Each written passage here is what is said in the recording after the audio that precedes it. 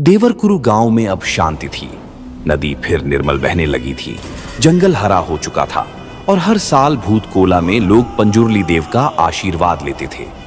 आर्यन अब 50 वर्ष का हो चुका था, एक साधक, एक शिक्षक और एक रक्षक। उसका बेटा आरव शहर में पढ़ा था, एक रोबोटिक्स इंजीनियर। वह देव कथा पर विश्वास नहीं करता था। आरव कहता था, पापा, ये सब मिथक हैं। असली शक्ति इंसान के दिमाग में है, देव में नहीं। आर्यन मुस्कुराया। जब तक तू प्रकृति को जीतने की कोशिश करेगा, देव तुझे याद दिलाते रहेंगे, तू प्रकृति का हिस्सा है। सरकार और कुछ बड़ी टेक कंपनियां ग्रीन एनर्जी जोन नाम से प्रोजेक्ट ला रही थीं, लेकिन असल में वे देवरकुरु के जंगल को काटकर वहां डेटा सेंटर्स बनाना चाहते थे। और इस बार प्रोजेक्ट का हेड था आरव। गांव वाले विरोध कर रहे थे, पर आरव बोला, ये जंगल अब किसी देवता का नहीं, देश के विकास का है। देवाचार्य, अब वृद्ध पुजारी, ने कहा, बेटा, अगर तू देव वृक्ष को छुएगा तो वो शक्ति तुझे पहचान लेगी। पर आरव ने सुना नहीं। प्रोजेक्ट के पहले दिन मशीनें पेड़ों को काटने लगी। जैसे ही देव वृक्ष के पास ड्रोन पहुंचा, सारे सिस्टम फेल हो गए। सैटेलाइट कनेक्शन कट गया और हवा में एक पुरानी लहर सी उठी। आवाज गूंजी, पंजुरली फिर लौट आया है। रात में आरव को अजीब सपने आने लगे।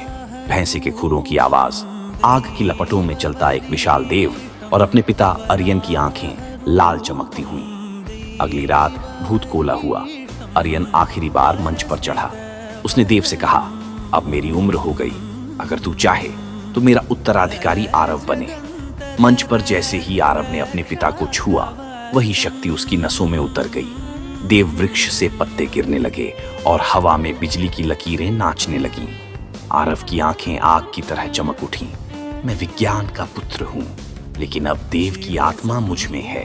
आर्यन ने मुस्कुराकर कहा, यही तो देव की मंशा थी बेटा। देव और विज्ञान विरोधी नहीं, जब दोनों मिलेंगे तब सृष्टि संतुलित होगी। आरव ने प्रोजेक्ट बंद करवा दिया।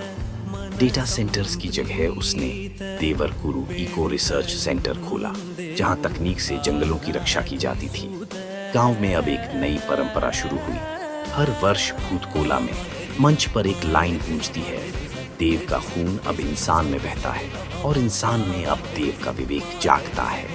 आरव अब देव विज्ञान का अध्ययन करता था, कैसे आस्था और विज्ञान साथ साथ प्रकृति की रक्षा कर सकते हैं। और जब कभी किसी पेड़ को काटने की कोशिश होती है, रात में वही आवाज गूंजती है, पंजुरली देव अब केवल जंगल में नहीं, हर उस दिल में है जो धरती से प्रेम करता है। देवता कभी मरते नहीं, वे हर पीढ़ी में रूप बदलकर लौटते हैं। इस बार पंजुरली देव एक आस्था नहीं, एक विचार बन गए, जो विज्ञान से नहीं डरता, बल्कि उसे दिशा देता है।